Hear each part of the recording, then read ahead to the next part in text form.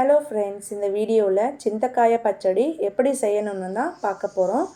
இது சிந்தக்காய பச்சடின்றது தமிழில் புளியங்கா பச்சடின்னு சொல்லுவாங்க. பச்சடின்றது அது இன்னொரு வீடியோவில் நான் போடுறேன். இந்த புளியங்காய் தொக்கை வந்து எப்படி ஃபஸ்ட்டு ப்ரிப்பேர் பண்ணணும், இதை வச்சு எப்படி பச்சடி தயார் பண்ணணுன்றது நான் ஸ்டெப் பை ஸ்டெப்பாக சொல்கிறேன். ஸோ இந்த வீடியோவில் நம்ம வந்து புளியங்காய் தொக்கை எப்படி செய்யணுன்றது நம்ம பார்ப்போம்.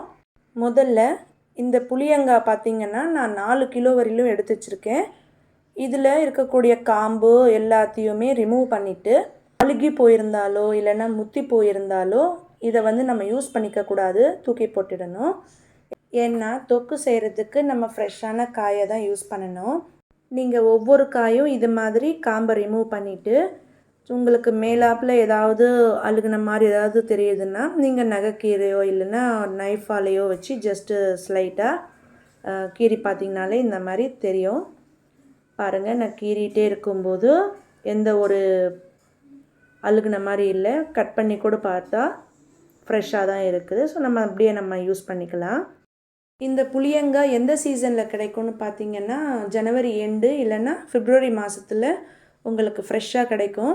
நீங்கள் அந்த டைமில் வாங்கி வச்சு கூட இந்த தொக்கை நீங்கள் தயார் பண்ணி பார்க்கலாம். ஸோ இப்போது நம்ம இதை ரிமூவ் பண்ண எல்லா புளியங்காயையும் ஒரு நல்ல தண்ணியில் போட்டு அலசி அதை 2 மணி நேரம் ஒரு கிளாத்தில் வெயில் கீழே வந்து காய வச்சுட்டு அதுக்கப்புறம் நம்ம இந்த தொக்கை ப்ரிப்பேர் பண்ணணும். நான் வந்து உரலை தான் யூஸ் பண்ணுறேன் மிக்சிக்கு பதிலாக. ஏன்னா நான் மிக்சி யூஸ் பண்ணேன்னா நான் மொத்தத்தையும் ஒரு லாட்டாக போட்டு அரைக்கிறப்போ அதில் அழுகி போனது எனக்கு தெரியாது. ஸோ மேலாப்பில் பார்க்குறப்போ நல்ல ஃப்ரெஷ்ஷாக தான் இருக்கும். உள்ளளவில் அழுகியிருக்கா என்ன மாதிரி இருக்குதுன்னு நம்மளுக்கு தெரியாது இல்லையா. அதனால் நான் வந்து இந்த மாதிரி உரலை யூஸ் பண்ணுறேன். ஒவ்வொன்றா போட்டு இடித்து பார்க்குறதால என்னால் ஈஸியாக ரிமூவ் பண்ண முடியும். அதனால் நான் வந்து உரல் யூஸ் பண்ணிக்கிறேன்.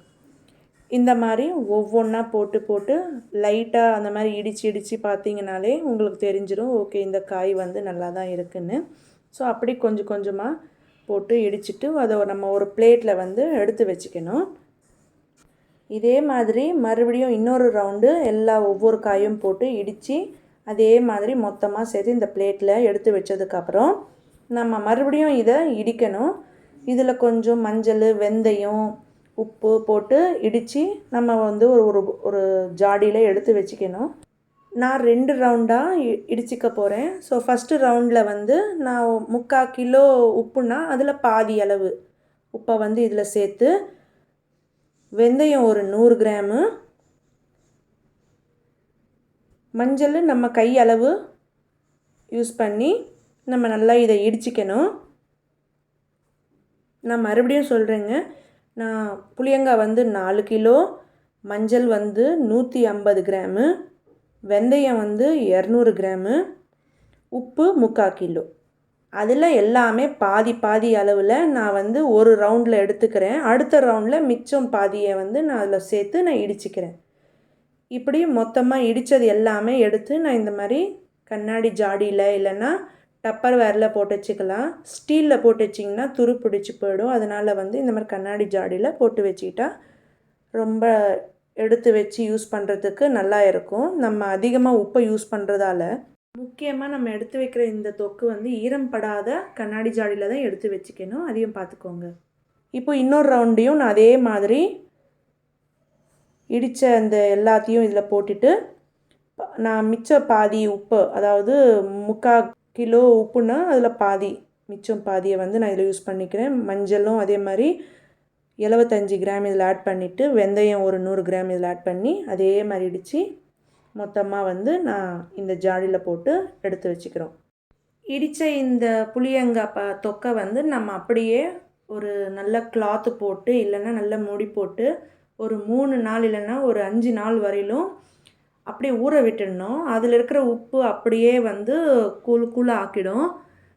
நம்ம ஒரு 5 நாள் கழித்து மறுபடியும் இதே மாதிரி ஓப்பன் பண்ணி பார்த்திங்கன்னா அப்படியே பாருங்கள் ட்ரையாக இருக்கும். ஸோ நம்ம அதை எல்லாத்தையும் மறுபடியும் எடுத்து இடித்து இன்னும் நல்லா சாஃப்டாக வர வரையிலும் இடிச்சிட்டு மறுபடியும் நம்ம அதே மாதிரி ஜாடியில் எடுத்து வச்சுக்கணும்.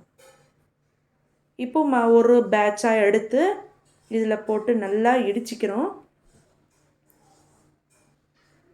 நம்ம ஆல்ரெடி இதுக்கு முன்னால் இடித்து வச்சுருந்ததால் கொஞ்சம் சாஃப்டாக இருந்தது இல்லையா? இப்போ நம்ம கூட இன்னும் இடிக்கிறதால பாருங்கள், இந்த அளவுக்கு நல்லா மெத்துன்னு நல்லா சாஃப்டாக அப்படியே இருக்கும். ஸோ இந்த தொக்கை வச்சு தான் நம்ம வந்து ஈஸியாக பச்சடி செய்கிறதுக்கு கூட நல்லா இருக்கும்.